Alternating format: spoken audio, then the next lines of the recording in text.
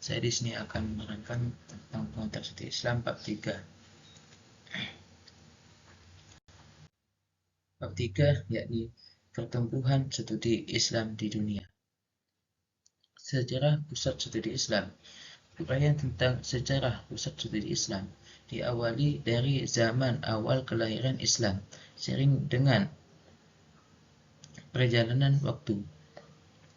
Pusat pendidikan Islam menempati beberapa tempat strategis selain rumah, yaitu masjid, kutab, madrasah, maktabah, dan al-hikmah, toko-toko kitab.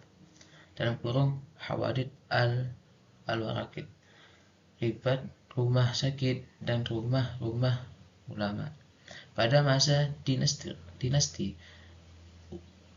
Umayyah, masjid sebagai lembaga pendidikan tidak hanya digunakan sebagai tempat pendidikan orang dewasa laki-laki, tetapi juga digunakan sebagai tempat belajar bagi kaum wanita dan anak-anak. Selanjutnya yaitu studi Islam di negara Muslim.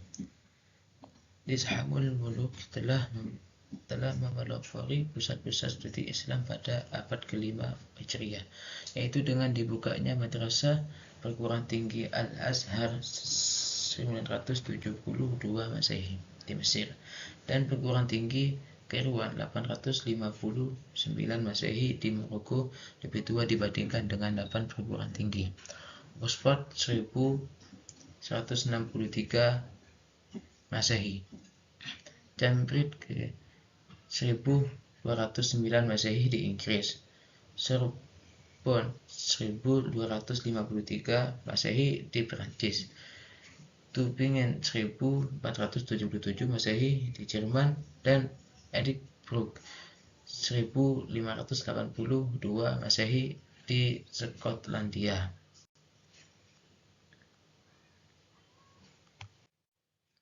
Selanjutnya yaitu studi Islam di Barat. Studi Islam di Barat telah ada saat dimulainya gerakan mempelajari Islam sejak abad ke-12. Studi keislaman yang dikaji oleh para orientalis di dunia Barat bertolak dari paradigma berpikir bahwa Islam adalah agama yang dapat diteliti dari sudut mana aja dan dengan kebebasan sedemikian rupa. Adapun pusat-pusat studi Islam di negara Barat diselenggarakan di beberapa negara, antara lain Kanada, Amerika Serikat, Inggris, Belanda, Jerman, dan Australia. Selanjutnya, kritik terhadap studi Islam di Barat. 1. Tidak menguasai bahasa Arab secara baik. Sensei bahasa yang dan pemahaman yang terbatas atas konteks pemakaian bahasa Arab yang variatif. 2. Orientalis. Barat sangat memegang teguh doktrin-doktrin mereka yang tidak boleh dikritik, bahkan sampai ke tingkat fanatik buta. 5. Banyak kajian orientalisme yang berkaitan dengan pendudukan negara-negara tertentu yang menandai kajian itu. 4. Tokoh lain yang pernah menyinggung kritik terhadap studi Islam di Barat adalah Asyumardi Azhar. Selanjutnya yaitu studi Islam di Indonesia. Pada awalnya studi Islam di Indonesia dilakukan oleh para ulama seiring dengan berjalannya waktu. Institusi pendidikan Islam berkembang sesuai dengan perkembangan sejarah Islam. Sistem pendidikan dan pengajaran madrasah pada awalnya merupakan hasil kumulasi dari transformasi pendidikan yang diselenggarakan di masjid.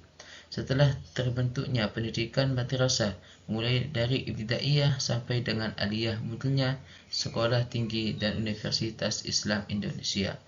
Universitas ini merupakan perguruan tinggi Islam pertama yang memiliki fakultas nonagama. Studi di lembaga ini pada awalnya berlangsung selama 2 tahun sampai mencapai gelar sejarah muda. 2 tahun lagi untuk memperoleh gelar sarjana.